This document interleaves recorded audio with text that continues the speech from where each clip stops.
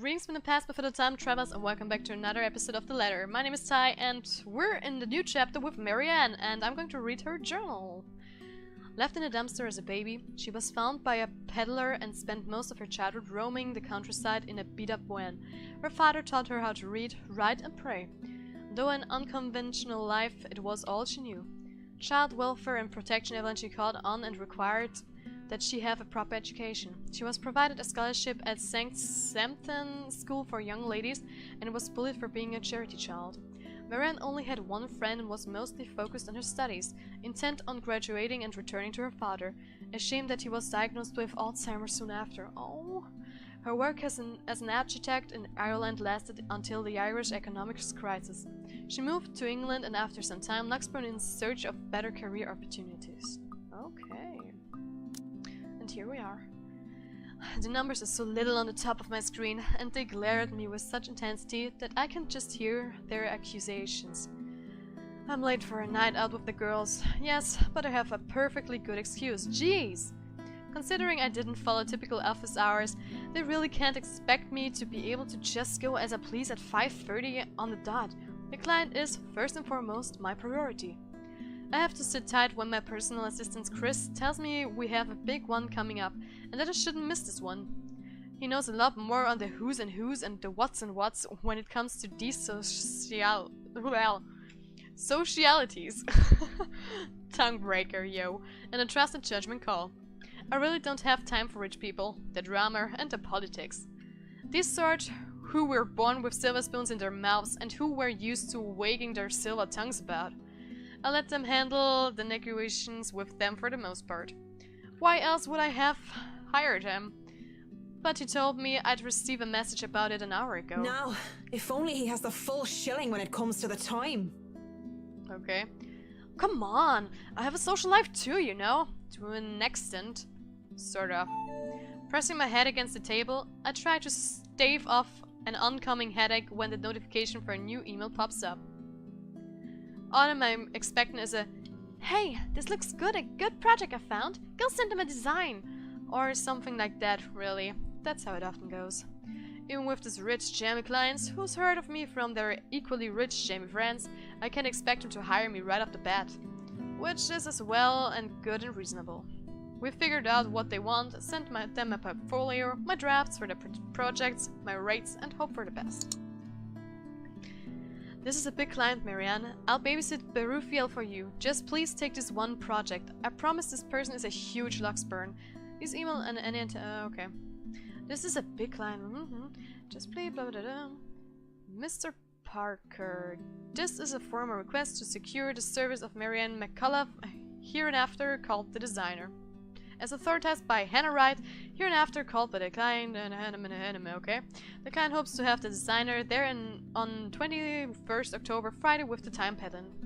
But as I open the mail and see that I've been requested by the client specifically, well, I certainly didn't expect that. And it's pretty straightforward too.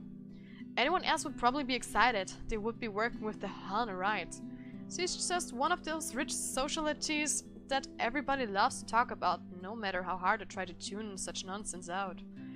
It would have been enough for me to reply in affirmative to Chris and leave, but he has never pleaded for me to take a project before. We've worked with big personalities in the past, celebrities, bankers, and even a few politicians. My PA had been indifferent about those.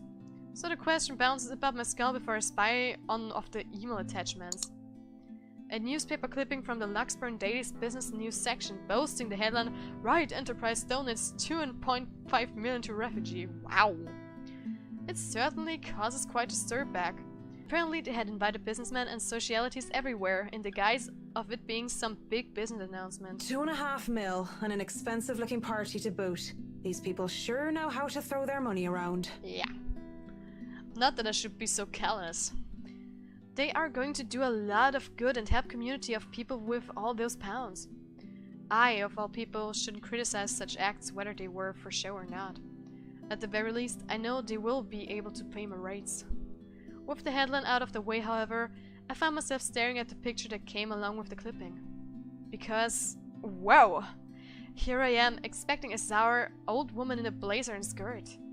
But the woman that was blasted on the front page looked like she belongs on the front page of the entertainment section, or even, if I'm to be crass, as the pin-up for glamour. Okay, I'll be real here, a man's magazine. She sure knows how to rock that dress. Wait. Her hair, her eyes, her lips. She can't be her. And at the same time, she is her, only several years older. She looks just like... No, come on, Meg. The world is full of pretty blondes. It's just a coincidence.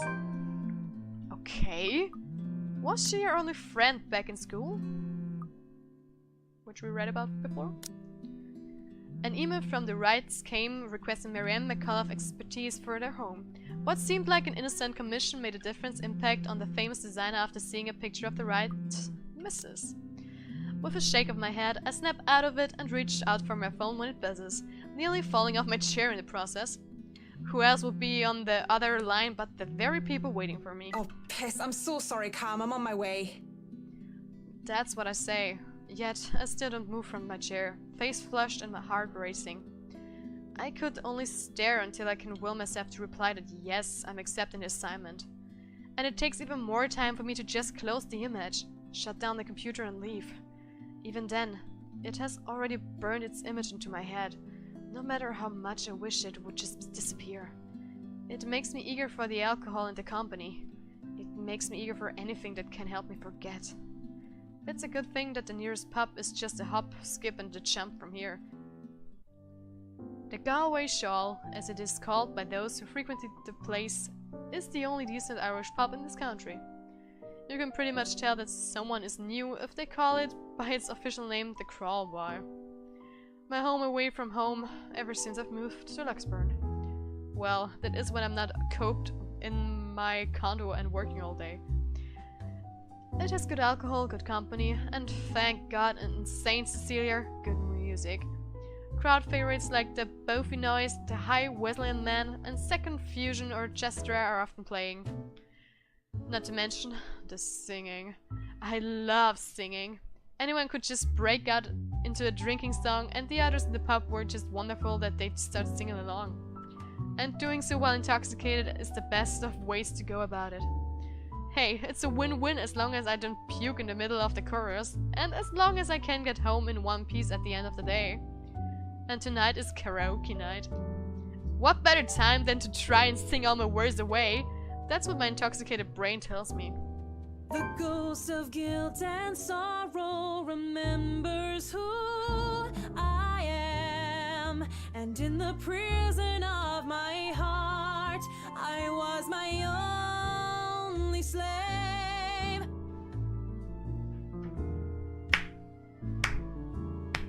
Props to her! Dude! This voice actor is amazing! She sings so well! But drinking only reminds me of my home, and the thought of home makes me think of her. But in the depths of my cold soul, I'll leave the burden and despair. It makes me nauseous. It sickens me that the smallest reminder of her can cause me such grief. I'll fight for what's worth fighting for. Forget the fear, forget the rest. Of course, that might just be the booze. Any other day, I would have scolded myself for drinking so much. I lied to the Lord, I lied to myself, I lied to you and everyone I care, until there were no more lies to tell. But I already have a client, and we'll be having our first little meet and greet in a few days. Cowardice is easier than being brave, but at last I found the strength I lost to sing my love letter to you.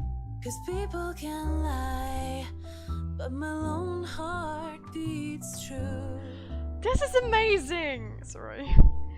I want to at least enjoy this night, get over the hangover tomorrow, and return to being a prim and proper professional later. That song was for Cam, our lucky bride-to-be. So give her a hand, Galway Shawl. Considering the state I'm in, one can excuse my smug grin as cheers and applause rise among these pub patrons. Because, possibly off-key public singing aside, I feel like I'm on top of the world right now, and that's a good reason as any to belt out in front of these strangers. With good drinks and good friends, there's nowhere else I'd rather be tonight. And I forget for a short while. And that song was brought to you by Oh. Marianne McCullough, everyone! A round of applause! Haruna? That's a Japanese name. Wait a That minute. was so good. You rock, Marianne. Oh, please stop. You're just saying that. You know neither of us can hold a tune, Marianne. A toast to our shameless drunk singer. May your drinks forever flow and your notes be ever lovely. If anyone deserves a toast tonight, that's Cam. Finally sealed the deal after 3 years, eh? Read 'em and weep, bitches. Kamal's diamond engagement ring gleams as she holds it up for all the world to see. She has reason to be proud. 3 years of living together and her boyfriend finally asked her the big question. Obviously, she said yes. Don't get too attached to that ring or the one after, sweetie. I was wearing a wedding ring not so long ago and look at where I am. Separated. But enough of me being a downer. Cheers to a happy engagement! Of course, if something like Haruna's divorce were to happen, it'd be there for Cam. Just as Cam had been there for me, acting more than just my yoga instructor, I can't be happier for my friend right now. Cheers! Cheers. Well, we both will be there for Cam, won't we? Haruna and I. Haruna, it's been a real bad year for her ever since her divorce. She's such a nice person, even loaning me money to open a studio, and she didn't deserve what her husband had pulled. I'm happy she's smiling again and pigging out like she used to. I think we've all missed our Japanese firecracker. We met in yoga class, something I had joined to keep myself in shape and, well, honestly, so that I could make friends when I had moved to Luxburn. Clearly, it worked like a charm.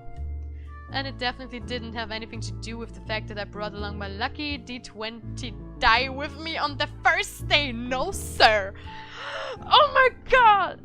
A Dungeons and Dragons D20 roll! Are you... die, whatever. Are you kidding me?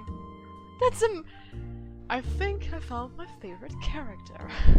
I mean, she's an architect nerd, and I just love that. She can sing, she loves anime. Boy! I found my in-game self. Well, kinda. I want to be like her, shut up. I love this girl so much. What about you, Marianne? You're 30 years old and you still haven't got yourself a man. And you guys 30? know I have a very busy schedule. I don't have time for that. Oh, come on! That's a lame excuse and you know it! Oh, come on. You don't need to have a boyfriend or a husband if you don't want to. Honestly. Why even bug her? There are so many men out there. And if she's happy without one? I mean, I know a lot of people who just want to be single. You need a man who'll take care of you and you need it now! Maybe some hunk who'll be your house hubby while you rake in the dough. I'm quite capable of taking care of myself. Who needs a Mr. Right? Hey, look at me. I'm Marianne McCullough, a lawful neutral cleric with 9 points in wisdom and 8 in charisma, but I can't get myself a date. Wow. I mentioned druids and demons once. Once! They don't even know the rules or understand what the numbers mean. And I certainly am not some sort of holy person. I'm a far cry from a miracle worker and I barely have the willpower to fight off demons, especially mine own. Actually, maybe she isn't looking for a Mr. Right, but a Mrs. Right. Oh, my Marianne, we still love you even if you're in the closet. That would explain some things. Haruna, you don't have a ring anymore. Wow. Maybe you two can be together and I don't have to worry about my best girls being alone. What are you on about? There's nothing to explain. But the more I deny, the louder they tease until the other people in the pub start to watch. It doesn't help at all when Haruna drapes her arm around my shoulders and leans in. Will I be all yours then? Will you be making me feel like a woman? I know that they are just kidding around, but this doesn't make me comfortable in the slightest. So when Kamala noticed my signs and Haruna sees the expression on my face, they stop. And when the awkward air settles over us, the rest of the pub goes back to whatever they were doing before the whole thing ever happened. They probably won't even remember it when they wake up with massive hangovers anyway. Sorry. Me too. Hey, no hard feelings, right? I raise my glass. They smile. We drink. There's no need to say more. We are all definitely far too drunk tonight. Eventually, the fun times end. It is a weekday after all. And with Haruna being a nurse, she still has to get ready for her next shift. Cam also has a loving fiancé waiting for her at home, and really didn't have to make a fuss about having left some buns in the oven when she took off early. Really, I understand. I was the one who insisted, who was determined to get pissed and drunk anyway. Moving to the bar I sit, and I don't know what I'm talking about. Alone at last.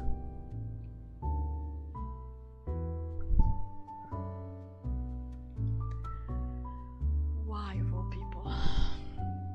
I haven't seen him here before, obviously not a regular. He hasn't said a word and just sits there savoring his drink. With his whiskey served neat in one hand and the lighter in the other, it doesn't seem like he's noticed me yet. And maybe I should go before he does look my way. Because he was pretty and he was blonde, and those two things full alcohol never did me any good. That's up too late. Judging by the way he's flush-faced and the dazed look in his eyes, he's as piss-drunk as I am. But whereas I feel like keeling over, he looks like he's still ready to take the catwalk by storm. Really, he just has the air of one of those men who think they own the world. Hello there, sexy. Please don't stand up on my account. I already like what I see. Did I just mention that I hate him so much? Fancy a drink? It'll be on me. But then again, I might be pleasantly surprised if he proves me wrong. Want some between the sheets? Sex on the beach? I'm talking cocktails, of course. Sure. Fat chance. But it doesn't matter, we both know how to play this game. And there are two different ways for the night to end. One thing or another is going to happen. The question is, what do I want to do? Oh no, that's fine. I'd rather order some blue balls or some AMF if you don't mind. It looks like he's about to say something with a retort, but stops himself and downs the rest of his whiskey. I order a mint julep, he gets another whiskey, and we start the customary small talk. Of course, the saying, ask me no questions and I tell you no lies, goes without saying. We ask nothing about each other, offering up falsehoods to establish a strenuous fake connection between two strangers at a pub, if only to pass time. Whiskey, as I have come to call him, is supposedly 21 years old, single, takes care of his sick mother, and is a manager of some sort. Manager of what? I didn't care to listen to the details. Meanwhile, Mint, as he has come to call me, is 29 and I'm... what did I say I was again? Oh yes, I told him that I was a professional chocolate taster. Because fuck it, if I'm going to lie about what my job is, might as well make fun. It's a pretty decent chat between two pretty drunk strangers. And maybe it's just me, but we might as fucking well expend the tiniest amount of effort in pretending there's something meaningful in this meeting. Would have been nice too, if it was just left at that. But during a lull in the conversation, he brings it up. You know, I've never been with a woman taller than me. And to think he might have been different from the rest. Never have and never will, whiskey. Can we go back to the history of chocolates?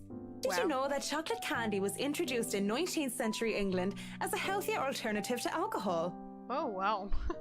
Saint Lucy was the most beautiful woman of her time. She had men come from the four corners of the world just to see the pure light of her exquisite green eyes. If she were so lucky anyway. No, enough of the history lesson. Come on, Mint. You know and I know what you came here for. Though not every suitor was gallant, and she wasn't a fool, she had known that sooner or later she wouldn't be able to defend her chastity. Come on. There must be something that gets you going. So she had taken out a knife and gouged out her own eyes. There is something, but I don't think you can handle it. Are you going to tell me you're a guy? Impressed with her devotion, God restored her eyes and made them more beautiful than before. He has a peculiar sense of humor, hasn't he? The because that only meant suitors kept going after Lucy, and she kept her eyes in a chalice to scare them away. Oh, I'm pretty sure I can handle whatever it is. Saint Lucy, help me. Help me turn away from sin. Help me with my own blindness. My place isn't too far from here. I won't take care of you if it ends up being too much for you. And no one will be able to hear you if you try to scream. You sure you want to go down that road, pretty boy? Wouldn't have it any other way. Wow.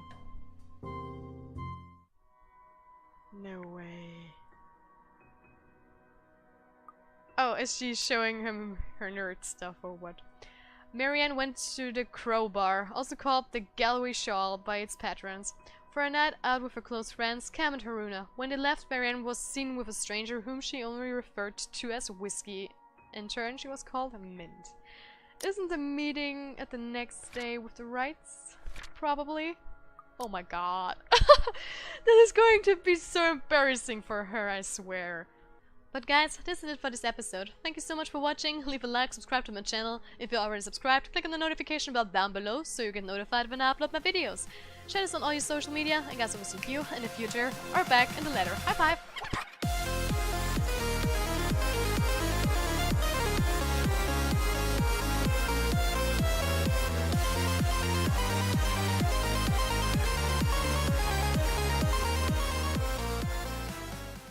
I wonder what's going to happen next.